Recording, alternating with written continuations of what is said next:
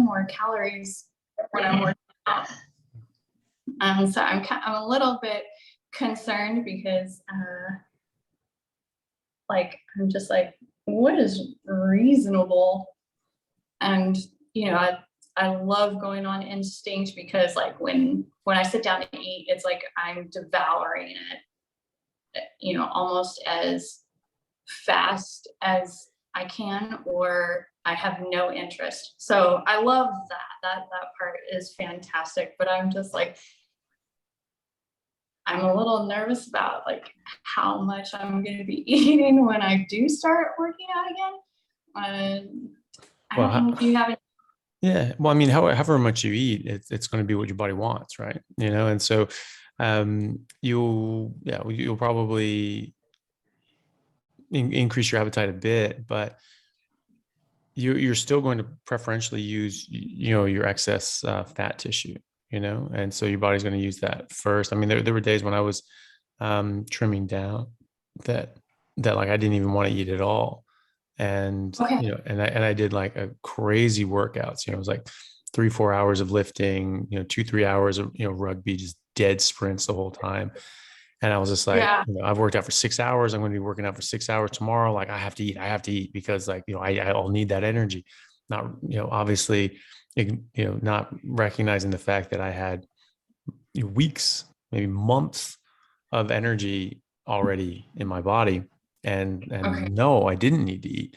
And Okay. and like everything says, just like, don't eat a steak. The steak sounds awful. And I was just like, oh, but I have to. And I tried like forcing myself. I'm like, I'm just not enjoying this.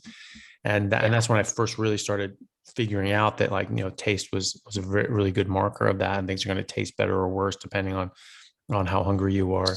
And so you may find that your appetite increases a little bit, but Okay. if it does, it's okay. Yeah, your body wants that. It's okay. Yeah, exactly. Okay. And when I trimmed down until my stable, body composition, my appetite doubled, and because now I wasn't using my stored body fat, I needed to get all my daily energy from my food. And so it was actually a lot. So I was like doubling what I was eating. And so, that just shows you how much energy your body's going to be using of your own Okay. stores. And then now when I work out, yeah, my body wants to use, wants to bring in energy for that. So my appetite will double, and so, Freezer. but at the same time, when you're, before you get to that state, you probably, you may or may not see a difference in it. But if you do, it's okay. Yeah. That's what your body wants. So that's okay. Yeah. I feel like I'm getting like still going back and forth with like how much I eat. Like I'll lean out and it'll drop in like a week and a half. And then I feel like for a few weeks I'll start bulking up. So I'm pretty sure the composition is changing, which is great. But I think through all this just strictly carnivore thing, I haven't seen, I mean, I did keto for such a long time and then mostly carnivore for a while. But it wasn't until I did all like no plants did I have tremendous benefits. Like I used to be one of those people that was always cold. I had cold hands, cold feet, 100% of the time. It could be summer outside, like it is now. But now I run hot. Like now I just like radiate heat from like my upper chest and neck. And that right there, that's totally worth it to me. Like right there, I was just like, oh my gosh, I'm not cold anymore. Like it was amazing. And so I'm just like, this is exactly what my body needs. And this is, I thrive on it. I can't believe I'm not on any caffeine. I can't believe that I have the energy that I have. So this is just, thank you for doing this. Yeah, It's no amazing. problem. Well, look, Yeah. you're doing the hard work, and so, you're doing great. And that's I think it just makes such a massive difference, just getting rid of that last little bit of stuff. And so it's great that you've seen that for yourself, and are getting the benefits of it. So that's great. Yeah. Yeah. Thank you. No problem. All right, Tom, you had your hand up next. Sure. Let me. Can you hear me? Yeah, I can hear you. Okay. Yeah, I guess my question is back to last week. I think you were talking about blood glucose and levels that they Mhm. should be at. And I've been carnivore about 2.5, almost 3 years now. I don't test my blood glucose all the time, but I do test it occasionally. And I just wonder, I understand the dawn effect, but my blood glucose always runs like between 100 and 110 in the mornings. The only time I ever seem to get it under 100, maybe down in the 80s, is if I fast for more than 24 hours. And is blood glucose, the dawn effect, or the blood glucose in the morning, a concern that it's that high, or Not is it? necessarily. I mean, you weren't coming from a background of diabetes or anything like that. No, No. no. Um, no, like in the morning, you're gonna secrete our highest amount of cortisol. Cortisol will raise your blood sugar, you know. Um, and is what we give people steroids that mimic cortisol in the hospital, just screws with their blood sugars. Their blood sugars just slam up. So that's a normal response. That's just part of your, just the daily fluctuations in your hormones and your blood sugar as a result of that. Um, I mean, have you checked your HbA1c or anything like that? No, I no, mean, I you haven't. could. I mean, you don't need I to. don't really, I really don't go to doctors. I'm Yeah. not, you don't want to hear that, but Yeah, I know I like hearing that. I don't think, I would rather people didn't have to go to doctors. yeah, Doctors I should mean, I be a don't, stopgap. They shouldn't just be, like something is just everyone's just reliant on them just so they just don't fall apart and die. But that's what it is now, because everyone is just falling apart and dying. And so, no, I really like hearing when people don't go to yeah, I mean, doctors. I don't have any issues that I deal with. I mean, I feel healthy and fine, and I just test the blood glucose every so often, and that's pretty Mm. much it. I don't know if there's a better time of day to test it. As long as you're Um, consistent, I mean, because the thing is that if you're just testing at the same time every day, at least you know what you're tracking, right? And so you can check when things are sort of going off, and if something's affecting you in a different way. You can try it, before you eat, sort of after you eat, a couple hours after you eat, and you'll see minor variations, especially in the time of day. But I think at the end of the day, your body's doing what it's supposed to do, you know, if you're eating pure, right? And so you're not getting any carbs, any artificial sweeteners, yeah, anything like that. Then your body is just going to work. Most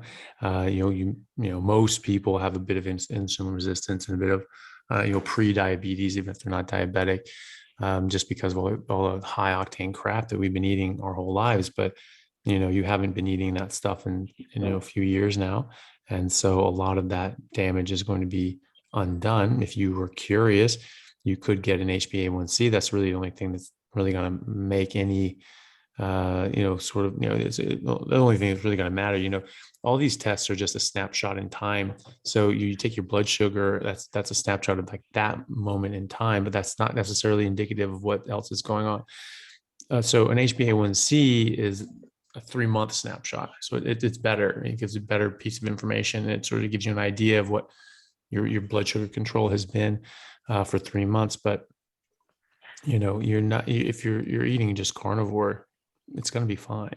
So but even if you came from a background of diabetes, some that's. people. I mean, I was keto maybe a year and a half prior to that, and I Mhm. just did a Sean Baker 1 month challenge, and I haven't turned back. So Good. Yeah. Well, that's the idea. That's the idea of these challenges, is that it just sets up a pattern of behavior that you can then follow for the rest of your life, because it's not a crash diet. It is optimal living. And mhm. getting that mentality of like, this is just the optimal way to live. And I feel really good like this. I want to keep living like this.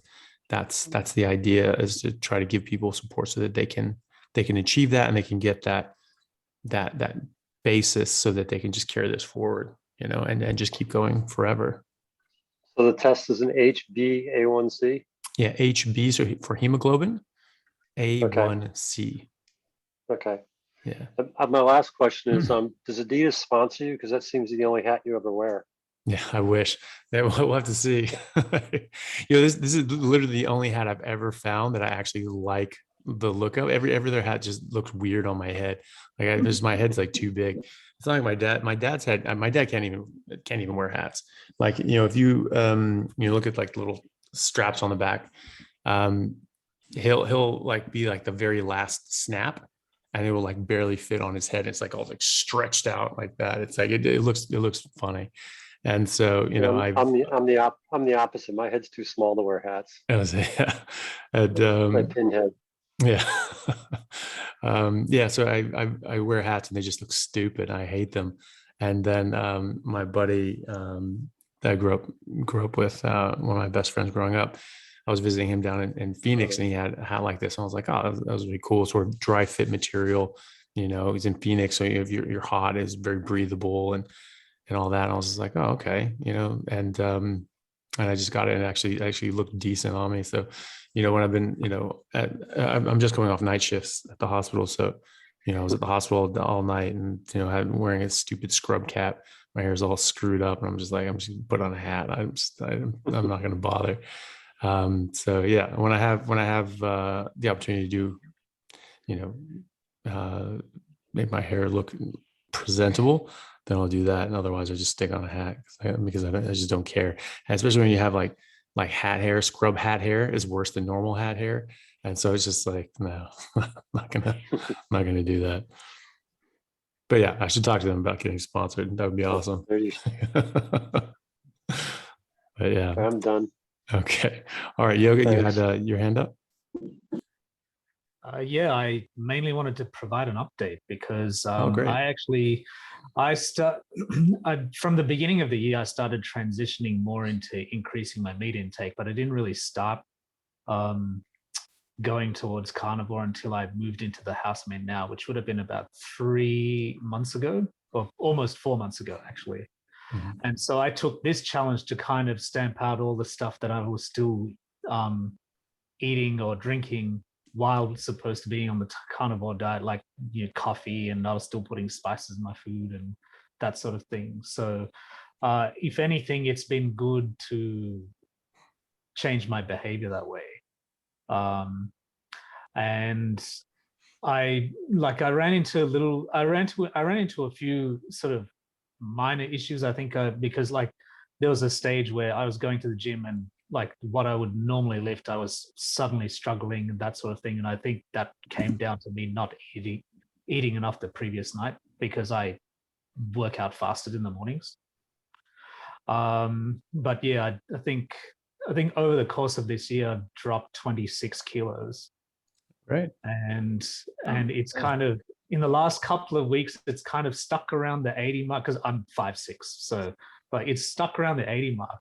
But I think that's more because I'm building muscle mass, because I'm so like in the last few weeks in particular, I'm more able to push myself harder at the gym. And instead of doing a set amount of reps per exercise, I'm pushing myself to failure, which is actually something I picked up from one of your past videos. So I thought, oh, I'm going to try this. And and so I think that's probably more of the reason why, because, I've been pretty strict this last 26 days or whatever it was. So, I cut out the coffee, which I thought I would react more to the cutting out of the coffee than I thought. But compared to some of the people at my workplace, I don't actually, I was drinking 1 or 2 cups a day with some people at my workplace, because we're all shift workers. So they'd be drinking 5, 6, they'd have the pot next to them. And I'm like, okay, I don't drink that much coffee, so I don't feel as bad now.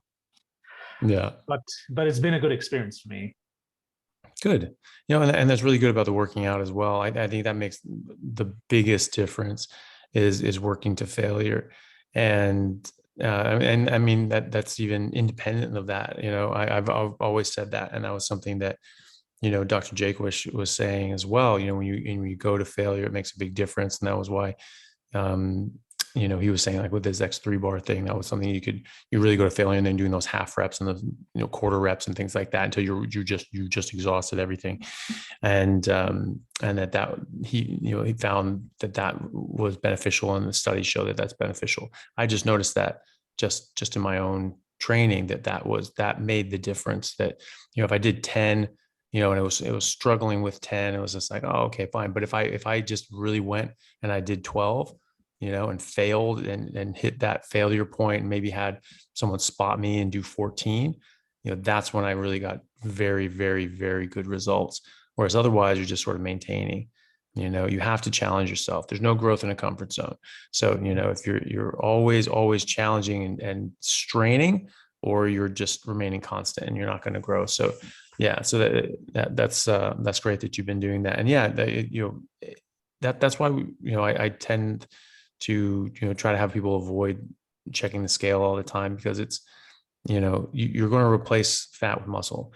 And so you're looking like, oh, I'm not really losing weight, but like your body's just transforming, so it doesn't really matter what the scale says.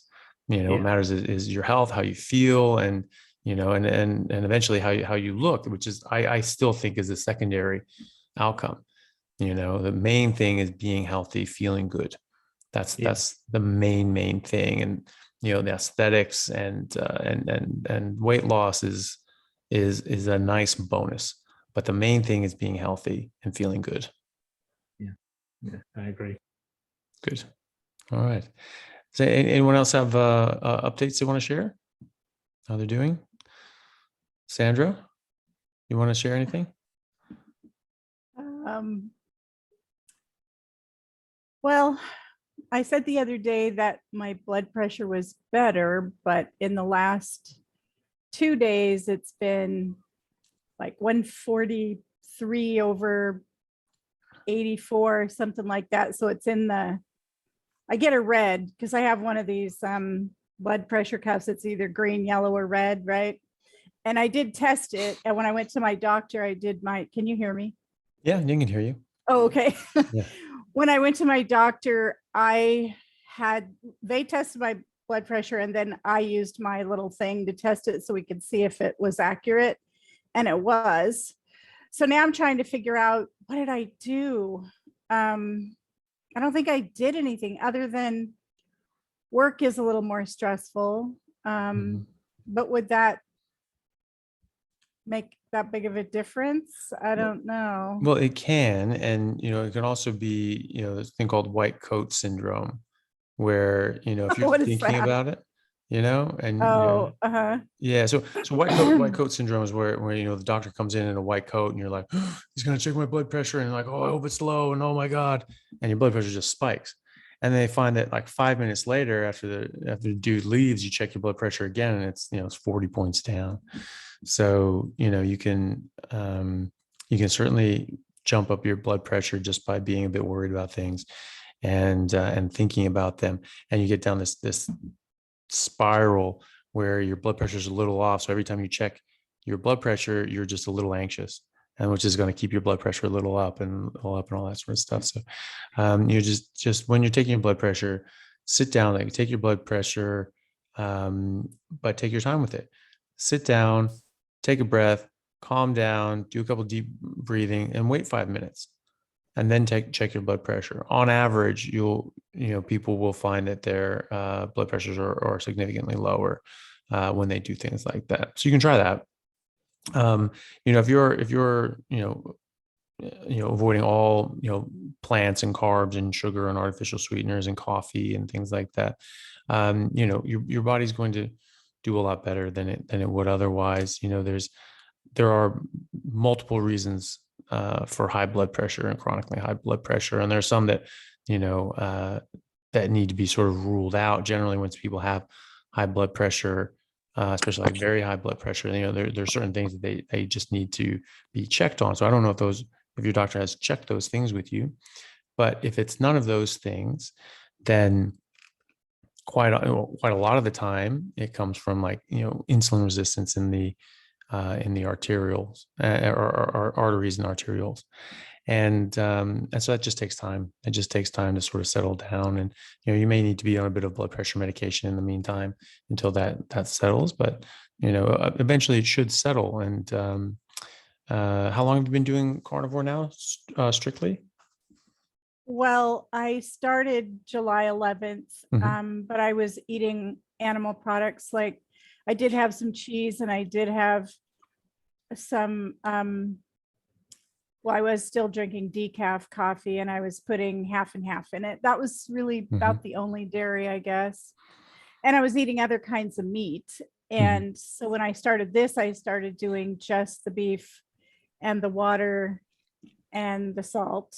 But another thing that happened, so I was on 40 milligrams of propanolol, and she bumped me down to 20 when I went to my appointment. So then I was like, well, does it have anything to do with maybe the fact that I bumped down?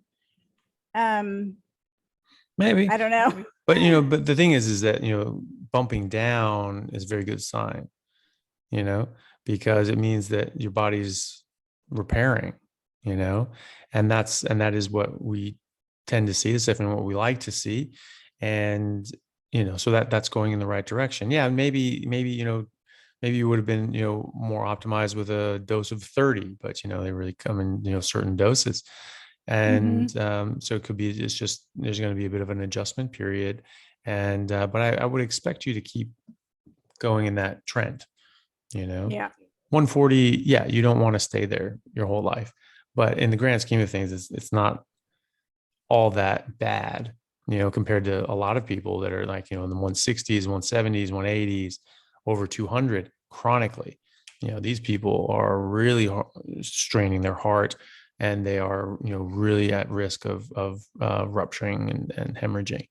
When they do this but I'm talking years. People will be on these things for years on end. So I wouldn't be too hard on yourself for, getting something at 140.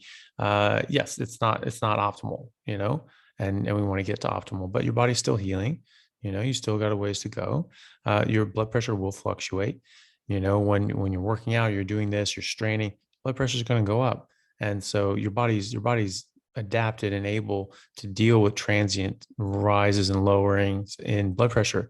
And that's okay. So I would take that. I would take time with it. I would take, 5 minutes, deep breathing, calm everything down, and then check your blood pressure.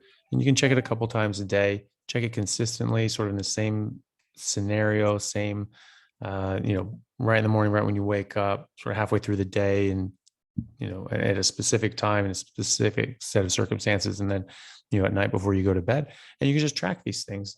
And, and just, again, just calm breathing, spend 5 minutes just sitting there next to the thing, getting used to it, not being scared of it. It's your friend. It's not your enemy. It's going to be okay. And then you'll be able to see it more accurately, because it's very common for people to get a bit anxious when they're about to take their blood pressure, especially if they're having blood pressure issues. And that will raise your blood pressure. So, yeah. So I was wondering too, she said that my A1C was 5.2 for the last Good. 3 months. Does that mean I don't have insulin resistance? Yeah. Really? Well, no, it means that your blood sugar control has been good, but that doesn't actually mean that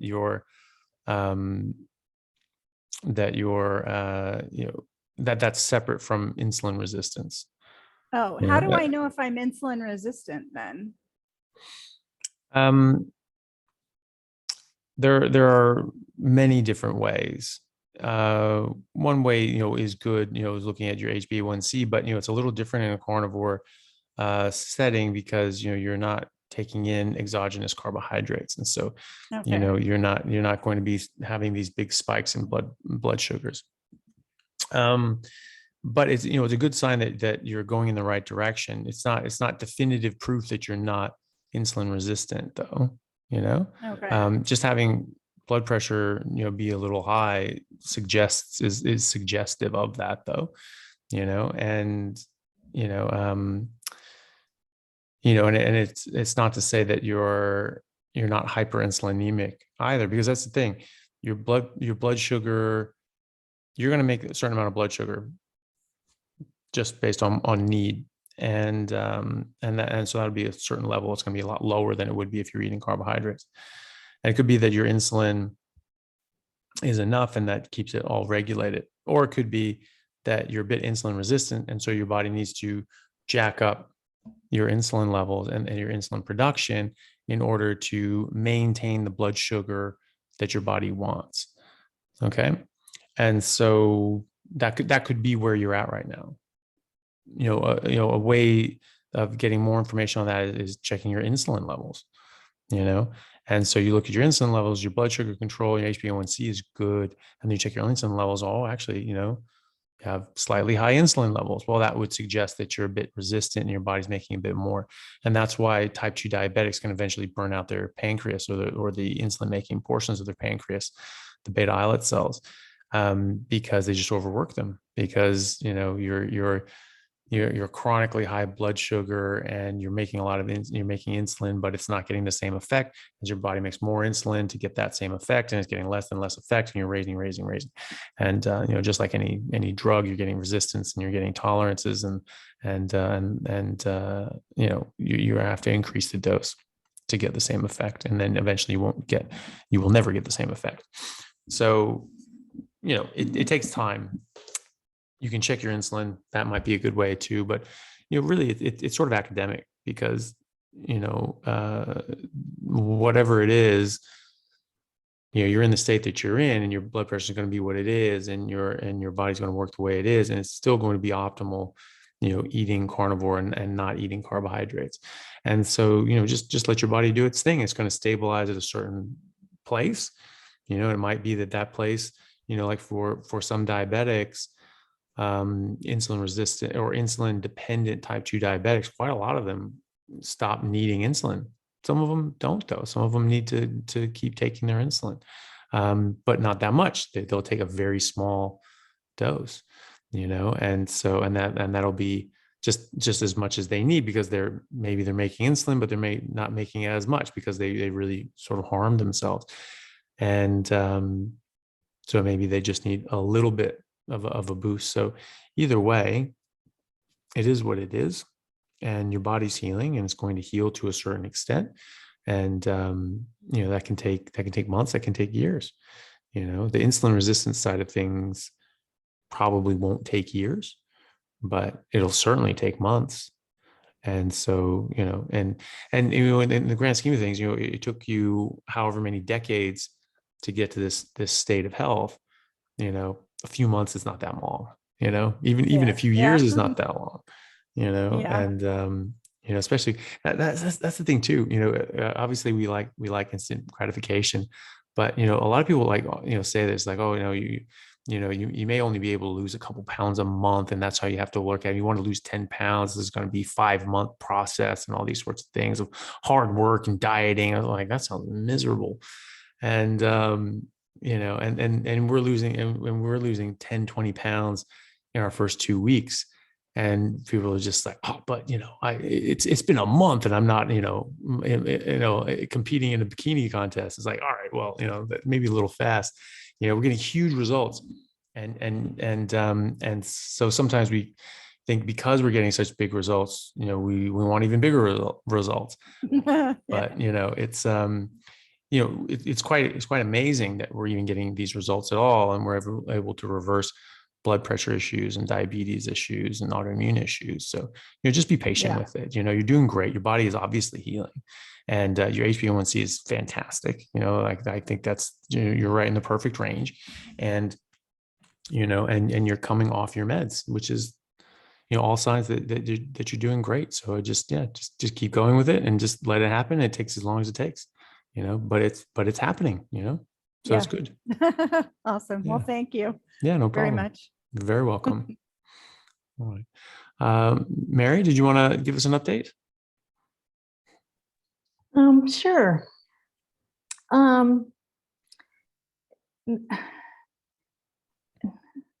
Well, I'm sticking to it. I mean, that's not an issue. Good. So the 30 days has been fine. I've just pretty much been doing the meat. Mostly I started off with bison, and I do quite a bit of lamb. I don't do a whole lot of beef because I just seem to react to it more. But I've done a little bit of pork and a little bit of turkey in there. I've just been so kind of like, I guess, a little frustrated and surprised that I can't do the as much fat as I want to right now. When I started Carnivore April of last year, and for 9 months, I really did a lot of high fat, and that's what kept my cravings down and worked really well for me. And then last January, February, I didn't do as much fat, and I was adding in eggs and fish and dairy, and a little bit of plant stuff, not a lot, but a little bit. But I had to go back, but the cravings came back. And that's one of the reasons I signed up for the challenge, was because I wanted to go back to just meat and water and salt and fat, and just see how I did. So I've kind of been surprised that I haven't done as well with the fat as I wanted to, considering that how long I've been doing this and where I started. And but I'm hanging in there. I really want to do this. I really wanted it to work. So I'm just trying different things, different combinations of fat and meat to see. But I always seem to have minor issues, and the symptoms seem to come and go. I mean, I might have a little headache. I might have the shortness of breath. I might get hives. I might get itching. I get and that's with fat. So you're getting sort of itching and hives with just increased fat. Is that what you're saying? Well, when I started the challenge, I was doing the bison and a little bit of beef. And probably for the first week or two, I had itching and hives. And I still get some itching, like my back, I'll eat and then my back will start itching, but it won't necessarily last. It goes away, or I might get a little hive and it goes away. And so things seem to come and go. I seem to do worse in the morning. I'm not sure why, but in terms of reactions, or I might get fatigue. I'll eat and then my energy drops. And so I don't know if it's just, I'm going to keep at it. I'm not going to give up. I'm not going back to plants. I really dislike plants. Me too. As a food source.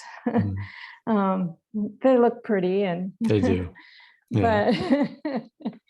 but as a food source, I really have no desire to go back to them. So I only have to go forward. And I think that, so I'll just keep trying, keep working at it. Yeah, that's interesting that you get that sort of reaction. I mean, I don't know why it would be fat that would be giving you that sort of reaction. I mean, there's obviously something in the food, well, or in your environment in general, but if it's timing with every time you eat, you get itchy and you get a bit of a rash, I mean, that is certainly suggestive that there's something in the food that you're eating that's giving you a bit of a reaction. And so you sort of play with that and make sure that is happening consistently every time, because it could be something else in your environment as well that's kicking things off. If it is something that's just your food, trying different foods and seeing what works and what doesn't, see if sort of grass-fed finished animals, work better, potentially reducing your histamine reaction that way. It is interesting that you're saying that, more fat gives you these reactions. Normally people just if they eat more fat than their body can handle, they just get, loose stools, and then you just pull back on that. And but if your reactions are more in the regard to like some sort of allergy or something like that. And well, then there's probably something in there, and the composition of the fat is going to be a bit different in grain finished versus grass finished, and so you might just be a bit sensitive to that. And have you noticed that? Have you tried like sort of grass fed and finished fats, and has that made any sort of difference, or are they both the same? Well, I was doing the ghee for quite a while, and I had started just before the challenge started. I switched over to the ghee because I thought it would be easier to digest. And now that is Organic Valley, and it's not. I don't know that it's 100% grass-fed, grass-finished cows, but the tallow that I'm getting, that should be completely grass-fed, grass-finished from the butcher. And yeah, I'm not sure if it's the fat or if it's the meat or a combination, eating them together. Or if I don't know, if I just have a weak digestive system. I don't Well, know. no, I mean, if you're getting a rash and you're getting itchy, like you're reacting to something, you're getting a histamine reaction to something. Yeah. So it's just a matter of identifying, what that is, and eliminating it. Ghee, it's a milk fat, and and this was just clarified butter. Most dairy cows just eat grass. They don't do the grain feeds because they don't need to. You're not trying to fatten them up. You just want them to just eat grass and make milk. And so they're quite often just grass fed, but not always. Sometimes they're given feed, especially like in sort of drier months, or winter, if it's like freezing cold, they might be given feed. But either way, you certainly can find it. And when did you start getting the rashy sort of reactions? I've had them, the hive stuff. I've had them for quite a while. Even when I was eating some plants, I was having them. Now it has gotten much better. It was only the first week or two when I started the challenge that it was really bad. But now it's settled down and it's better. Okay. I was also thinking of maybe trying fish, just to see how I react to that, if it's any different or not. So I'll try the fish. I don't do a lot of poultry, but maybe I'll try some of that just to test, to see, maybe without fat. Yeah, well, I mean, it's worth a shot. I mean, you need the fat. Fat's good for you, so Oh yeah, get and fat. I want the fat. Yeah, I like fat. I want the fat, and I need it to maintain weight as well. Yeah, and so just experimenting around and see what helps or hurts is always good. If you're getting a direct response, sometimes you eat and you just get a reaction. Well, then that's, sort of suggests that that's coming from something you ate. If it's just sort of happening and it may not be perfectly aligned with when you're eating, maybe think about, is there anything else in your environment that's contributing to this as well? And even then, you can have things in your environment that are it could be delayed. contributing. It could be a delayed reaction to food as well. Yeah. And or delayed reaction to something else in your environment, and so that's true. Sort of time it, and journals are really, most people think like, well, I can just remember these things, but if you sort of keep a journal of things, you actually see that different patterns end up showing up that you may not have noticed, because everyone's sort of a victim of confirmation bias. We sort of look at this and it's like, oh, it happened at this time, that confirms that this is what I thought, but you actually realize that it's happening at other times too, maybe, and you're just not noticing it as much. So if you have a journal and say, okay, this time of day, this is what I was doing, this is what happened, and you and then you'll be able to sort of get patterns. And it could be, it's just like clockwork, like 15 minutes after you eat, you get this rash. It's like, okay, well, there's something in your food. And then you have like, okay, when I ate fish, I got this reaction. When I had, turkey, I did not get this reaction. And, you can go from there. But, I think having a journal and just keeping track of things methodically like that will help. Yeah, I do keep a food log all the time, but I've Yeah. never found that it's been helpful in terms of being able to see patterns. So you've been keeping track of the rashes as yeah. well? Oh, okay. Yeah. And yeah. what do you notice? Do you notice that it's just like clockwork after you eat every time? No, Okay. like I said, the symptoms come and go.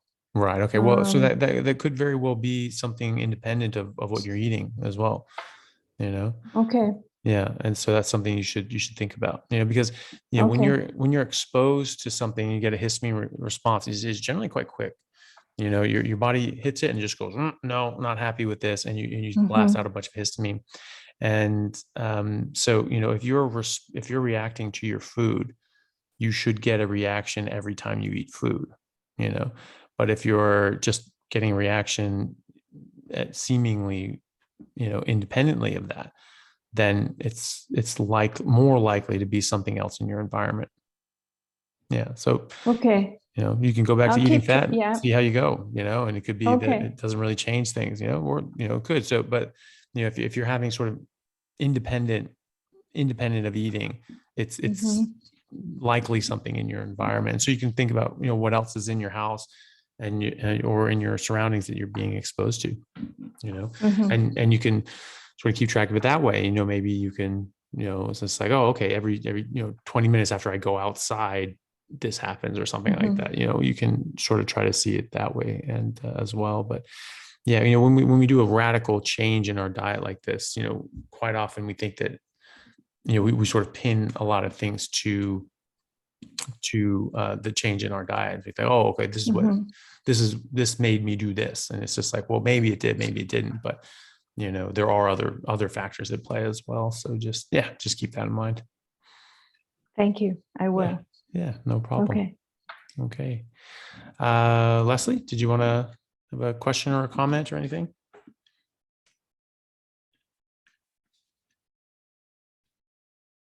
Maybe not. Okay. And anybody else had any questions? Or Simon, do we have some questions that got sent in? We do have one question. Sorry, I'm just having a terrible day today. A lot of noise in the background. There is one from an anonymous, and she has. Let me just reveal that it's a she. She has a. She's concerned about a carotid artery, Anthony, and she is 67 now, but when she was 45, her doctor heard a brew when he was listening to her right carotid artery. Couldn't find a blockage, but found that she has a curve in one of her arteries, and thinks that she's susceptible to blood clots because she's got thin arteries, I believe. So now takes but is concerned about how much fat she should be eating because of this issue with the brew and the carotid arteries in the past. I hope that makes sense. Yeah, should not be concerned at all. Fat, cholesterol don't contribute to atherosclerosis. I mean, it's just the simple fact that you have higher LDL cholesterol, whatever it does. And it's actually, in a lot of studies showing that there's no association between higher LDL cholesterol or higher saturated fat intake and heart disease or strokes. And in fact, finding inverse correlations. So finding that as protective. And so, cholesterol again was never the problem in the first place. So I wouldn't worry about that. It's the LDL is 183. Is that high-ish? Sorry, say that again. The LDL is 183.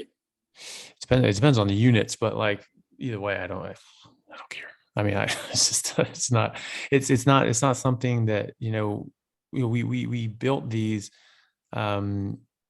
these reference ranges based on a false premise.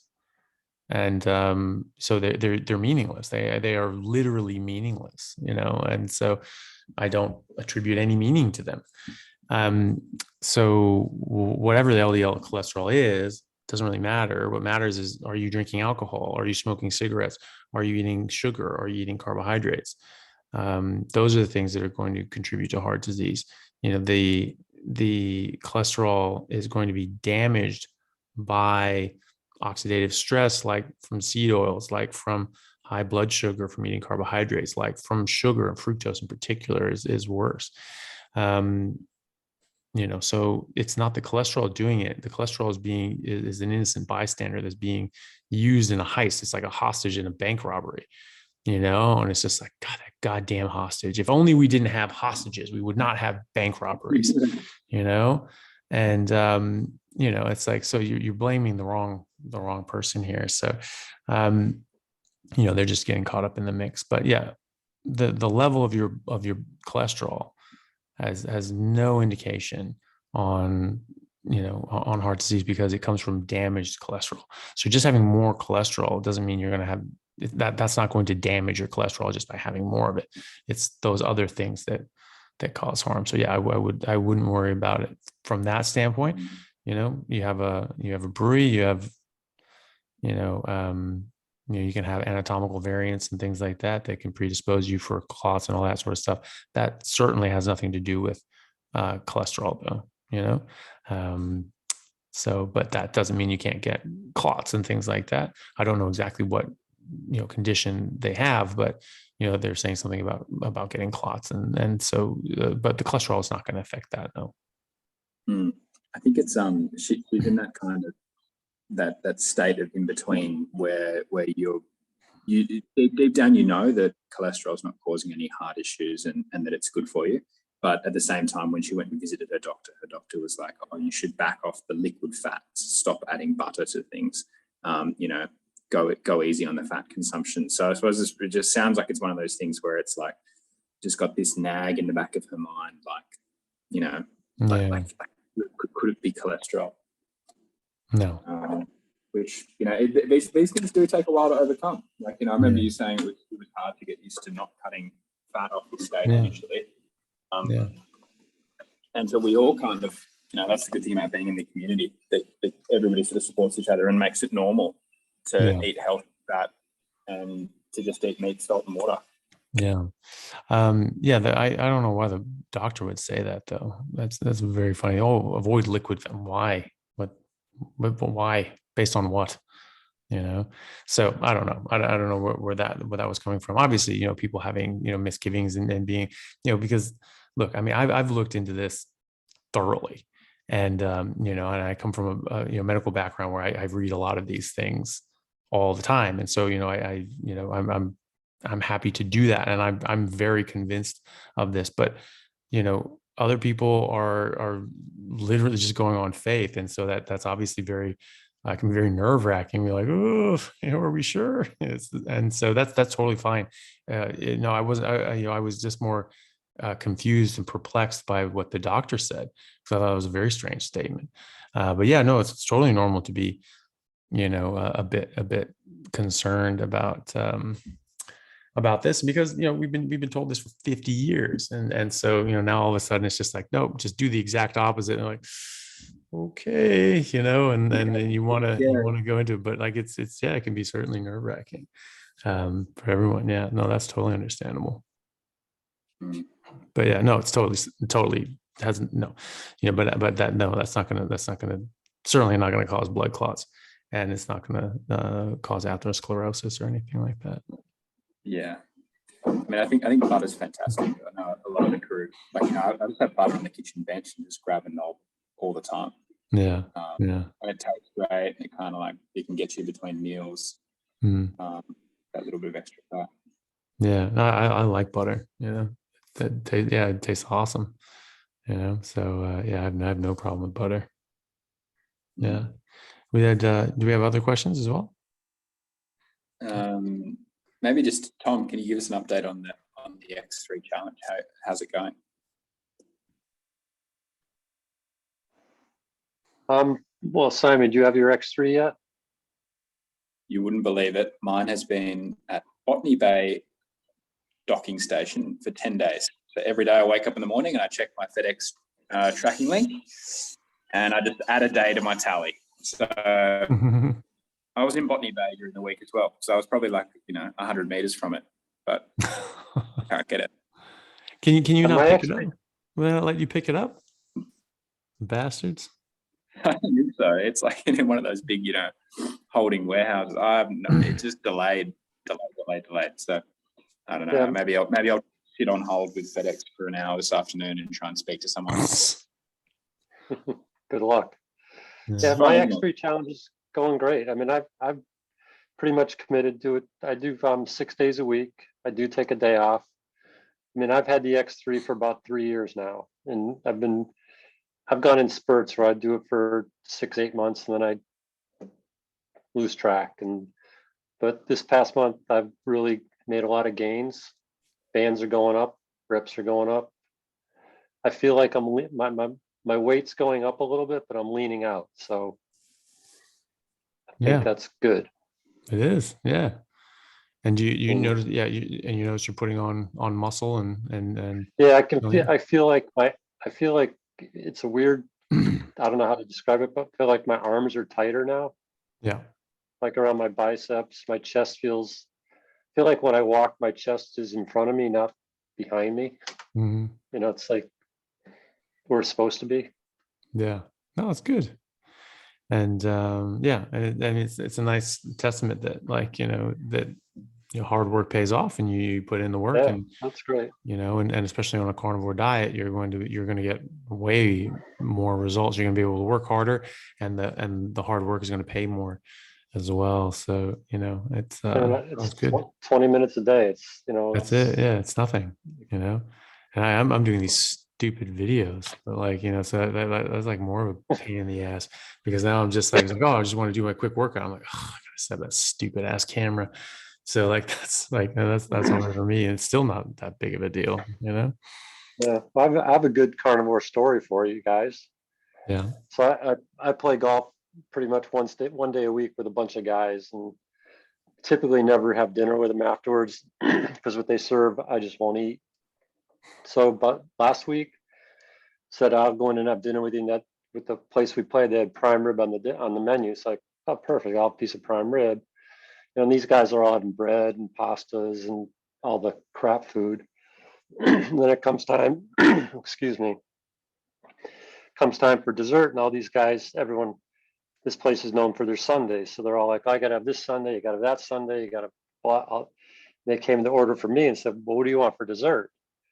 And I said, the only thing that interests me for dessert is I'll take another piece of prime rib.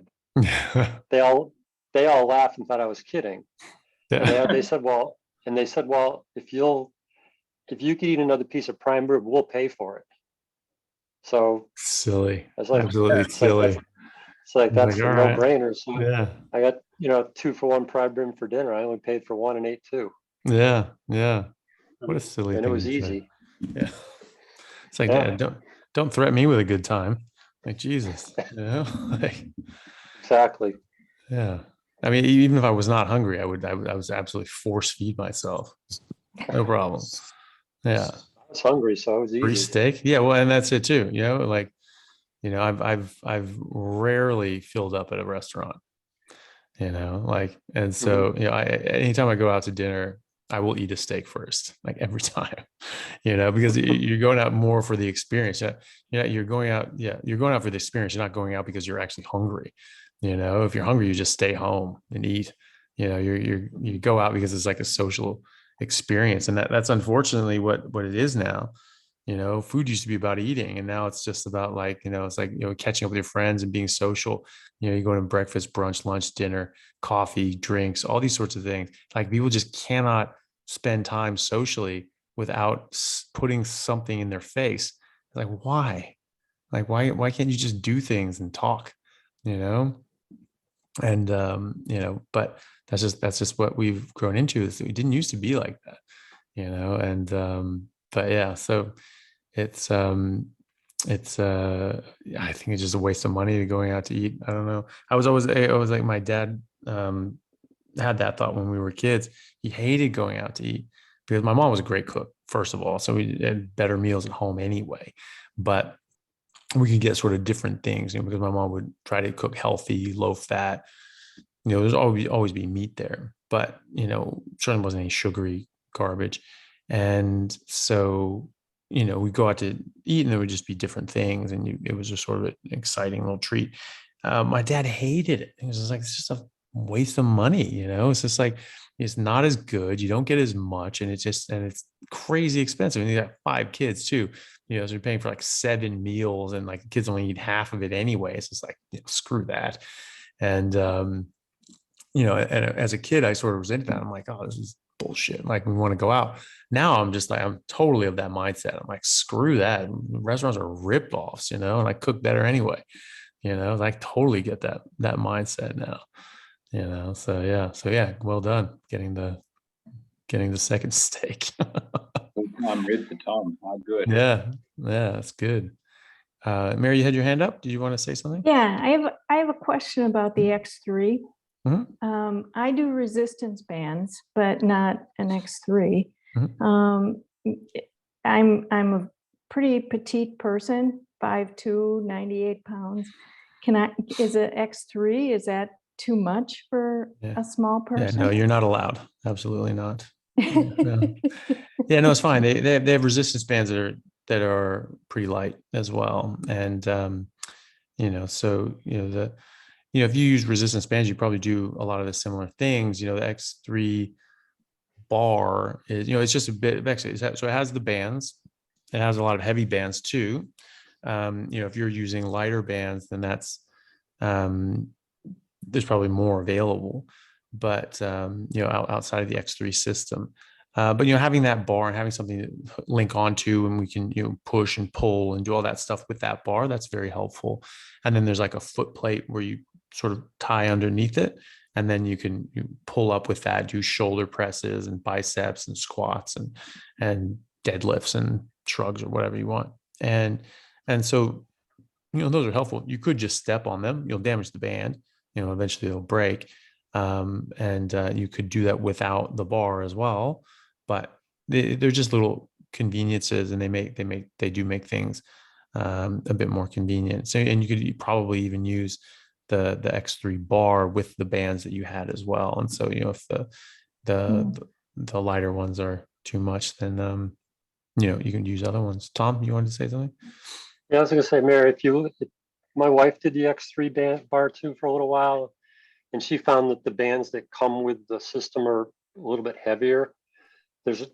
So she did the bar, but then there's a company out there called Serious Steel, and they make bands that fit the X3 bar that are lighter weight bands. So it's probably what you would look at Serious Steel to get the bands for the bar that would fit your profile. Okay, great. Thank you. Yeah. Mm-hmm. So there you go. So yeah. So I mean, and there are other band systems as well that you might have different sort of. It's hard to tell. Everything's online, and you're just seeing pictures of things, and so you don't really know. But yeah, the bar can just help make things a bit easier, and there are. If you're really just going after, you just want like a bar and you have the other bands, or you're going to get those other lighter bands from Serious Steel. You may not even need to get like the whole X3 system, because it's it is expensive. It's in the grand scheme of things. If you're replacing gym memberships with that, then it actually becomes profitable, because you're not spending money on gym memberships perpetually.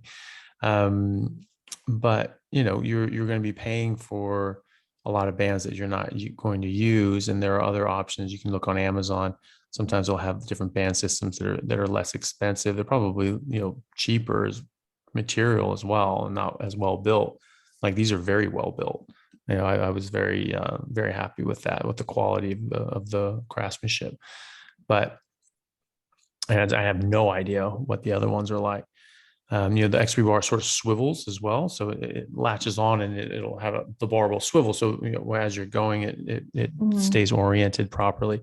I don't know if the cheaper models do that. It could be that they just hook on and that's it, and it's just a bit more of a pain in the ass. But you might be able to find that in the description somewhere. But there are others on Amazon that would be cheaper because they're not name brands. And so if you just want the bar out of that, maybe you can just get one of those cheaper ones just to get the bar and use with the different bands. Because the other bands that it comes with, the lightest of them would probably be fine for you, but maybe not for every exercise. And so maybe you would need slightly different ones for them as well. So just Okay. see how you go. Thank you. Because I've been curious about it. I mean, I've seen, different things on it. And I was just curious if it would be overkill for me. No, I think the bigger bands, yes, especially for certain exercises, but the lightest of the bands, you will probably use that for different things. I mean, like squats and things like that. You're using your legs are going to be stronger. And so you may be just fine with that one, and maybe just fine for other things as well. It may not even be enough. Who knows? You may need a bit heavier band, but it does get, for depending on what you're doing, some of it you do want a bit lighter weights. And so because think about for like military, so obviously the more you stretch these things out, the more resistance there is, right? And so if you're doing something just sort of close to the chest or just sort of close to the ground, it's not going to be as much resistance. But if you're going up above your head and doing shoulder press, you're stretching that thing out as far as any other exercise. And so that's just going to have more resistance. And so you're not going to be using the same resistance for that as you would for bicep curls or something like that, because bicep curls are here and shoulder press is up here, and so you're going to increase the resistance a lot on that one as well. So you might need some Thank you with that. No worries. I think there are really, actually I have it right here, these things as well. These come with it, and these are super light, and these sort of attach onto something, I'm sure. And then you have, even more, lighter sort of things. I've never used those, so I have no idea. But they came in the box, so presumably they're for those lighter sort of exercises as well. But cool. Does anybody else have any other questions or comments or anything like that? No. Simon, are we out of people didn't really submit too many questions this time? No, I think we wrapped there.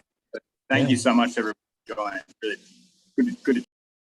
Yeah. Thanks, everyone. Hopefully that was, obviously we had to adjust the time a bit this week just because I was on night, so I apologize for that. Probably could have ended up doing it in retrospect, but you never know. You never know when like an emergency is going to come in or something's going to happen. So it's generally best to avoid things when I'm on call, because things can happen at a drop of a hat, and so all of a sudden you have this plan and then all of a sudden you have to just cancel it all. So that wouldn't have been good. Next week should be, my schedule is sort of back more to normal, so I should be okay with that. So as long as Simon, are you good for the normal time next week, Friday? Yeah, for sure. So it should be fine. So that'll be back to our normal Friday time in Australia, 6 a.m. Perth, 8 a.m. Eastern states. And so that'll be sort of afternoon, early evening in the US. Tom? Yeah. Question. So next week is beginning of September. So that starts another month. And you're signed up, Tom, so you'll be there. Right. I did sign up, but I don't know if you want to shoot a note out to everyone saying, if they want to continue on, they should sign up. Yeah, we definitely will this weekend. I think Anthony and I. Anthony's been flat out doing nights, so I've been flat out. So we'll catch up, and then we'll send some messages out letting everybody know that it's time to start to sign up, because I think Thursday is the 1st of September. Right. Yeah. So that'd be the second would be on. Okay. So what, how many Friday sessions or weekly sessions have you had? Was it 4 this time? 4. 4. It was 4. There'll be 4 again, I think. Yeah. Okay. All right. Yeah. Just make sure it wasn't like, that, yeah, we got at least 4. So otherwise we should add in another session or something like that. But yeah. Okay. All right. Well, great month. Great job, everyone. It's been great to see everyone's updates and how they've been doing and how everyone's been progressing. Hopefully everyone can just sort of roll this in to next month. It's just like you guys did this for 30 days and you all did great. And hopefully you felt the benefits of that and now keep going. Like what we say in the clinic here, we get people when we get them to commit to a carnivore diet, say, okay, we're going to do 100% carnivore for 100 days, and that sort of just sets that tone. And then, after the 100 day, and then what about after the 100 days? And you do 100 more, and so this is a lifestyle change. Okay. So hopefully that's set up the base for everyone to then continue on and get more out of this and just continue this as a way of life, because that's where you really get the benefits of it. I mean, this is going to give you optimal health for the rest of your life. You can't get optimal health by just doing this for a month, unfortunately.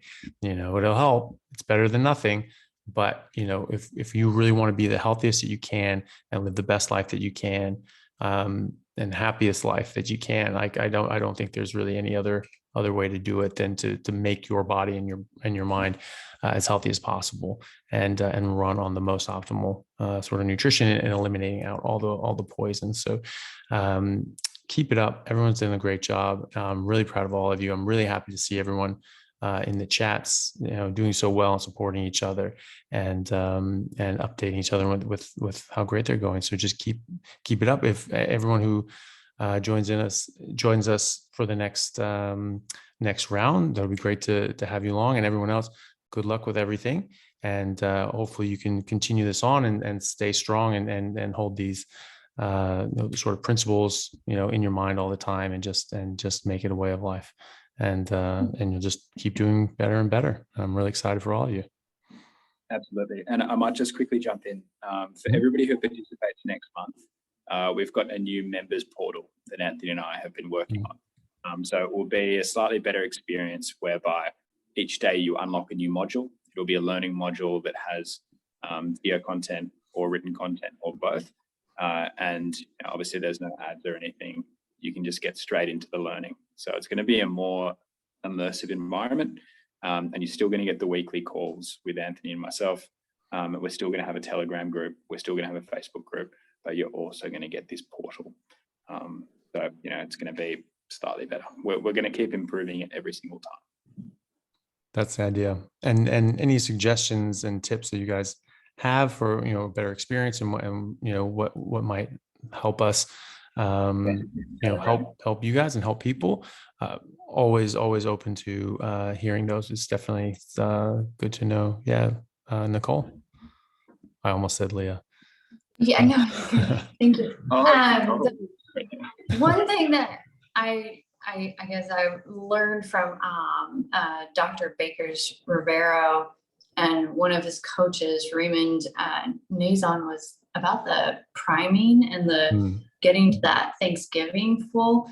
And I know on the Telegram, I got a lot of responses that actually helped, quit coffee, quit other things. And I know for me, that made the cravings go away. So I think talking about that more to help get people started to it's kind of hard to tell yourself, okay, I've got to eat every meal till I'm so full I could burst, because they're so used to diets saying limit what you eat. But I think that was a game changer for me. I honestly, I didn't believe I could do just meat, salt, and water. There was no way until I heard about that little tip and trick. And then it was like 7 days in, I couldn't think about food because I was just so full. Yeah. And then it just like, and then I like had to cut it down to like 2 meals a day. And but it, like for getting rid of cravings, like that was a godsend. Like I Yeah. don't know if I could have done it without that Yeah, little trick. Yeah, well, So- that's what Baker says is you say, well, how much should I eat? And he says, eat until the cravings go away. Eat as much as you need until you don't get cravings. Funny enough, I spoke to Raymond today. I was Oh, did you? yeah, I was on Bella Steak and Butter Gang. I think I was like a guest guest Q&A sort of thing. And he was on there, and he's one of the coaches on there, and he asked that question. What do I think about priming? And I think it's a good. I think it's good. I think it's a good idea. As I said a lot of many times, a lot of people will tend to undereat because your hunger signals change so dramatically. You never feel hungry in the traditional sense, and so it's very easy to not eat enough. And that's when you're going to run into the cravings because your brain's going to start asking for food and energy, but it's asking for it in different ways, and you're just not hearing the signals. And then all of a sudden you're going to get cravings like, oh, I want that donut or whatever, and that's just your brain saying, get some goddamn calories in here. And so I think priming is sort of an elegant solution for that, where you're making sure that you get everything, and they'll probably force you to sort of start noticing what hunger actually really feels hungry. Like. Yeah. And I always go by taste. Obviously, when things taste good, that means you're hungry. When they don't taste good, that means they're your body doesn't need those nutrients anymore. And so I think that it's not something I've done, so I can't speak from personal experience, but just the concept of it seems like a good idea, and can make sure. I mean, at the very minimum, it's making sure people are getting enough. It's very easy to not get enough. When I started this 22 years ago, I had no idea it was going to change my hunger signal so much, and so I was never hungry. Right. There were multiple days, like 4 days in a row, where I wouldn't eat because I just wouldn't even remember to. Wow. And I was up early, straight into classes at University of Washington, and the second I finished classes, I was straight down into UW rugby practice. The second I finished there, I was straight over to the Seattle men's practice, the Seattle Saracens practice, and then it was to the gym, and then it was home. I'd study for an hour or something like that, and I'd go to sleep. And then, like, quite often I would not eat that whole day. I would never eat breakfast. I would never eat during the day. And then I get home and I just be all over the place. My mom was just like, oh, I've got to do this, I've got to do that, and then I've got to go to sleep. And sometimes I'm like, oh, I just don't have time to cook. I'm hungry, so I'll just drink, like, pound down like a gallon of water or something like that, so it doesn't like feel like I'm hungry. And then I go to sleep. And then it was just like, and then sometimes I'd finish early and I get home and it wouldn't be that late and be like, oh, I have time to cook today, and oh, I should eat because I didn't eat yesterday and I didn't eat the day before. Did I eat the day before that? And it was just like, okay, I need to eat something. And so, and I got to a point where my body just ran out of reserves, and, I was not able to manage the amount of working out that I did. And I was actually getting weaker. And like normally I was feeling like stronger, faster, and better, fitter every single time I worked out. I could feel it happening and changing. And it was amazing. It was amazing. I loved it. And then all of a sudden it was just like, every time I went, it dropped me a little. I was like, I felt a bit worse and a bit worse and a bit worse. And this is because I had run out of stores. My body was breaking down. And so I hit a wall there. And I remember thinking, I was just like, oh, I really don't think I'm eating enough. I really don't think that I'm getting enough food. I was like, but I'm just not hungry. I'm never hungry. And so you have to relearn that, you have to relearn your hunger signals. And so I think that's an elegant way of just at least making sure that you're getting enough. And then you can recognize what that is. And then you're like, oh yeah, I'm just not hungry. I'm not hungry. But actually, it does taste good up into this. So I do know how much my body normally wants. And so, yeah. I could totally see that helping with cravings as well, because you're just not going to be hungry. You're just not going to want to eat. Yeah. Yeah. So stop.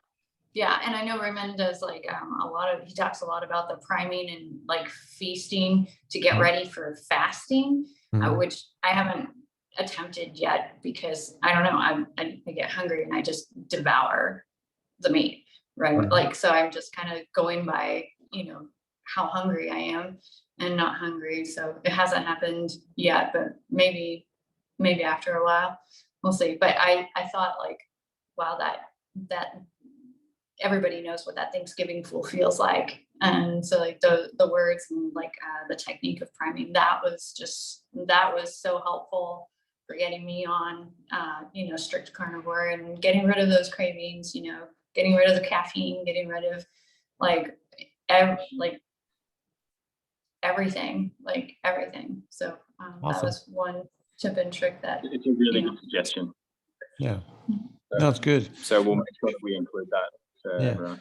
And certainly as as a suggestion for getting people to at least get enough, especially if they're just starting out, having an easier time. And just you should get used to that. I mean, I try to tell people like eat until things don't taste good anymore, and so you'll sort of get to that same thing anyway. But yeah, that does give a bit more structure in your mind, like, oh, okay, this is what I'm going for.